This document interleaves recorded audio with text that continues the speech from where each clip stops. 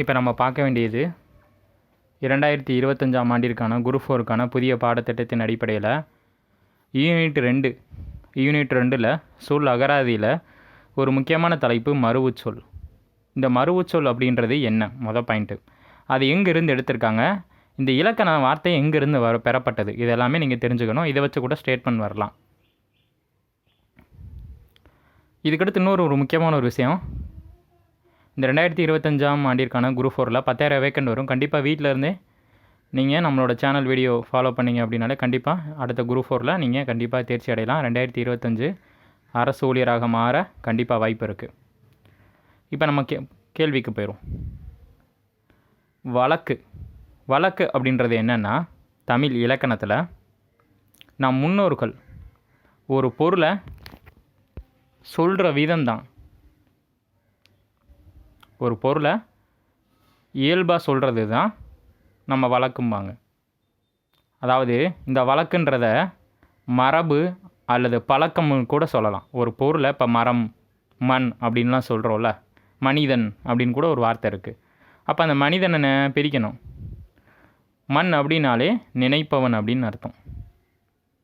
இப்படி தமிழர்கள் பார்த்திங்கன்னா ஒவ்வொரு பெயருக்கும் ஒரு காரணத்தோடு வழங்கி வந்திருக்காங்க. அதான் வழக்கு அப்படின்னு கூப்பிட்றோம். அப்படிப்பட்ட வழக்கு எத்தனை வகைப்படும் அப்படின்னா 2 வகைப்படும். இயல்பு வழக்கு, தகுதி வழக்கு. இயல்பு வழக்கு, தகுதி வழக்கு. இயல்பான வார்த்தைகளை சொல்லக்கூடியது தான் இயல்பு வழக்கு. அந்த இயல்பு வழக்கு 3 வகைப்படும். இலக்கணம் உடையது, இலக்கண போலி, மருவுச்சொல். இந்த 3ம் இயல்பு வழக்கில் தான் வருது. திருப்பி சொல்கிறேன், இலக்கணம் உடையது, இலக்கண போலி, மருவுச்சொல். இப்போ மண், மரம் அப்படின்றதெல்லாம் வார்த்தை உங்களுக்கு புரியுதுல்ல, இது இலக்கணம் உடையது. இந்த இலக்கண போலி அப்படின்னா என்னென்னா, வார்த்தைகள் மாறுபடலாம், ஆனால் பொருள் மாறுபடாது. இப்போ பாருங்களேன், ஒரு ஊருக்கு அவுட்டரில் இருக்குது ஒரு இடம். அப்போ அது எப்படி சொல்லணும் அப்படின்னா நகர்ப்புறம் அப்படின்னு சொல்லணும். அவங்க எழுதும்போது புறநகர் அப்படின்னு பயன்படுத்துவாங்க. இதுதான் இந்த புறநகர் அப்படின்றதான் இலக்கண போலி. கிளை நுனி அப்படின்னு சொல்லுவாங்க, அவங்க நுனி கிளை அப்படின்னு சொல்கிறது தான் இலக்கண போலி. வாய்க்கால் அப்படின்றது தான் இலக்கணமுடையது. அதை அப்படியே மாற்றி போடுங்க, கால்வாய். இதுதான் என்னது? இலக்கண போலி. அடுத்து 3வது இருக்கிறதா மருவுச்சொல். மருவுச்சொல் இப்போ தான் பாயிண்ட் சொல்ல போகிறேன், நல்லா டீட்டெயிலாக நோட் பண்ணிக்கோங்க. மருவு அப்படின்ற வார்த்தை தமிழ் இலக்கணத்தின் அடிப்படையில் எப்படி சொல்கிறாங்க அப்படின்னா, ஒரு சொல் கால ஓட்டத்தின் அடிப்படையில் மக்களால் எழுத்துக்கள் குறைக்கப்பட்டாலோ அல்லது எழுத்துக்கள் சிதைந்தாலோ அல்லது ஒலியின் அளவை குறைத்து சொன்னாலோ அதுதான் மருவு என அழைக்கப்படுகிறது. அப்போ மருவுனா என்னென்னா, எழுத்துக்களோட எண்ணிக்கையை குறைக்கிறது அல்லது சிதவுறது, அப்படி இல்லைன்னா ஒலி வேறுபாடை வச்சு அதை மாற்றி சொல்கிறது. இதான் என்னது? மருவுச்சொல். இப்போ நம்ம வீட்டுக்கு முன்னாடி இருக்கக்கூடிய ஒரு பகுதியை வாசல் அப்படின்னு சொல்கிறோம். இந்த வாசல்ன்ற பகுதியே மருவுச்சொல் தான். எப்படி அப்படின்னா, வாயில் அப்படின்றதான் அது இலக்கண போலி. அந்த வாயில்ன்ற வார்த்தைக்கு பதிலாக வாசல் அப்படின்னு ஒரு வார்த்தையை பயன்படுத்துகிறீங்கல்ல, அதுதான் மருவுச்சொல். அப்போ வாசல் அப்படின்றது எந்த மொழிச்சொல்? மருவு மொழிச்சொல். மரபு மொழின்னா என்ன சொன்னேன்? மருவுனாலே ஒரு எழுத்துக்கோட அளவையோ அல்லது எழுத்து சிதைந்தாலோ கால ஓட்டத்தின் அடிப்படையில் பயன்படுத்தக்கூடிய வார்த்தைக்கு தான் மருவுச்சொல் அப்படின்னு அர்த்தம். பெருசாக இருக்கிறத சுருக்கி சொல்கிறது, சிம்பிளாக சொல்லணுன்னா. அது எங்கேருந்து பெறப்பட்டதுன்னா வழக்கிலேருந்து பெறப்பட்டது. வழக்கை 2ஆக பிரிக்கிறோம், இயல்பு வழக்கு, தகுதி வழக்குன்னு. அந்த இயல்பு வழக்குக்குள்ளே 3 கேட்டகரி இருக்குது. இலக்கணம் உடையது, இலக்கண போலி, மருவு. அதில் 3வது இருக்கிறதா மருவுச்சொல். ஓகேவா? இப்போ தலைப்புக்கு போயிடலாமா? ஒவ்வொரு ஊரோட பெயர்களை பார்த்திங்கன்னா நம் முன்னோர்கள் கால ஓட்டத்தின் அடிப்படையில் கொடுத்துருக்காங்க.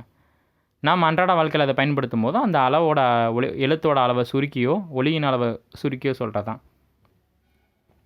இப்போ ஒரு எடுத்துக்காட்டு சொல்கிறேன். பாண்டிய மன்னனுடைய நாடு அல்லது பாண்டியனுடைய நாடு அப்படின்றத பாண்டிய நாடு அப்படின்னு சுருக்கி சொல்கிறோம்ல, அதான் மருவுச்சொல்.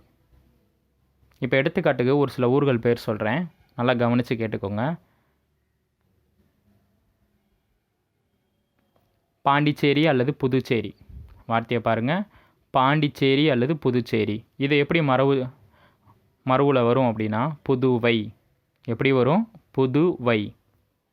அதே மாதிரி புதுக்கோட்டை இருக்குல்ல, புதுக்கோட்டையை மரபு ரீதியாக மரபு சொல் எப்படி சொல்லுவாங்க அப்படின்னாலே புது கை. புது கை ஞாபகம் வைக்கணும். நாகப்பட்டினம் இருக்குது பாருங்கள், அதை நாகை. இந்த மாதிரி வழக்காடு மொழியில் மக்கள் அன்றாடம் பயன்படுத்த விதம் தான் அந்த மரபு சொல். இப்போ ஒவ்வொரு ஊருக்கான மரபு சொல்லை பார்ப்போம். கோயம்புத்தூர் அல்லது கோவன்புத்தூர். கோயம்புத்தூர் அல்லது கோவன்புத்தூர். அது எப்படி மரபு சொல்ல கூப்பிட்றாங்க அப்படின்னா கோவை. கும்பகோணம், அதை மரபு சொல்ல குடந்தை. கும்பகோணத்தை குடந்தை. திருச்சிராப்பள்ளியை திருச்சி. திருச்சிராப்பள்ளியை திருச்சி. தஞ்சாவூர் தஞ்சை. தஞ்சாவூர் தஞ்சை. சைதாப்பேட்டை சைதை. சைதாப்பேட்டை சைதை. சோழநாடு சோநாடு. சோழநாடு சோநாடு. கோடம்பாக்கம், நம்ம அன்றாட வாழ்க்கையில் பயன்படுத்தக்கூடிய இந்த வார்த்தை. அப்போ அந்த கோடம் வார்த்தையை பாருங்கள், டம். டம் அப்படின்ற வார்த்தை மரபு மொழி சொல். அப்போ அதுக்கு முன்னாடி பழமையான பேர் எப்படி இருந்திருக்குன்னா கோடன் பாக்கம். டன் 2 சுழியின். அப்போ அந்த வார்த்தையை பாருங்களேன், கோடன்ற வார்த்தை மாறலை, அதில் அந்த இன்னுன்ற வார்த்தை இம்மா மாறி இருக்குது. அப்போ கண்டிஷன்ஸ் போங்களேன். அப்போ மரபு சொல்ல என்ன சொன்னேன், ஒரு எழுத்துக்கள் கால ஓட்டத்தின் அடிப்படையில் சிதைவதைந்தா மாறுனா அதுதான் மரபு சொல். அப்போ இந்த மாதிரி நுணுக்கமான கேள்விலாம் கேட்கலாம்.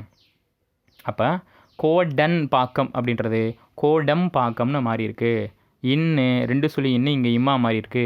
இது ரொம்ப ஒரு சென்சிட்டிவான விஷயம். கரெக்டாக அந்த ஆப்ஷன் பார்த்து அடிக்கணும். கேள்வி வரும், ஞாபகம் வச்சுக்கணும். அடுத்து பூவிருந்த மல்லி. பூவிருந்த மல்லி அவங்க எப்படி சொல்கிறாங்கன்னா பூந்தமல்லி. அடுத்து பாருங்கள் மாமல்லபுரம். பல்லவரோட மிகப்பெரிய சிற்பக்கலைக்கு சான்றதான் இந்த மாமல்லபுரம். யுனெஸ்கோ வந்து 1984 உதாரண சின்னமாக அறிவிச்சிருக்கு. அப்போ அதை எப்படி சொல்கிறாங்கன்னு இப்போ மகாபலிபுரம். மாமல்லபுரமை மகாபலிபுரம் அப்படின்னு சொல்கிறாங்க மக்கள்.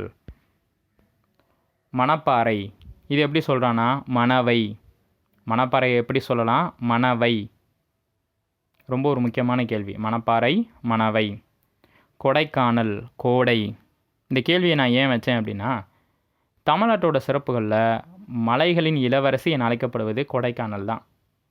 அதனால் இந்த கேள்வியை நான் வச்சுருக்கேன். ரொம்ப ஒரு முக்கியமான கேள்வியும் கூட. அப்போ கொடைக்கானல் கோடை. வானவன் மாதேவி. வானவன் மாதேவியை மானாம்பதி எப்படி கூப்பிட்றாங்க? மானமாம்பதி. மானமாம்பதி. ரொம்ப முக்கியமான கேள்வி. மானமாம், அது வா, இங்கே மா. மானமாம்பதி ரொம்ப ஒரு முக்கியமான கேள்வி. இப்போ திருவேங்கடம் அப்படின்னு இருக்குல்ல, திருவேங்கடம் திருப்பதியோட பழமையான பெயர். அப்போ இந்த திருப்பதின்ற வார்த்தை மரபு மொழி சொல்லுதான். திருவேங்கடம் என்கிற திருப்பதி அப்படின்னு பெயர் மாற்றிக்கலாம். திரு ஆவினன்குடி என்கிற பழனி. இப்போ திருச்செந்தூர் அப்படின்னு ஒரு ஊர் பேர் இருக்குல்ல, அதை செந்தூர் அப்படின்னு கூட கூப்பிடுவாங்க. ஓகேவா?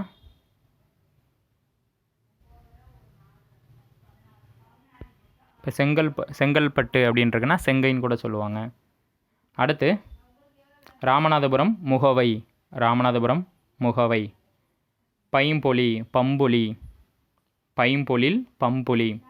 தகடூர் தருமபுரி. தகடூர் தருமபுரி ரொம்ப முக்கியமான கேள்வி. அதே மாதிரி பழமையான கல்வெட்டுகளில் மத்திரை மதுரை அப்படின்ற வார்த்தை இடம்பெற்றிருக்கும்.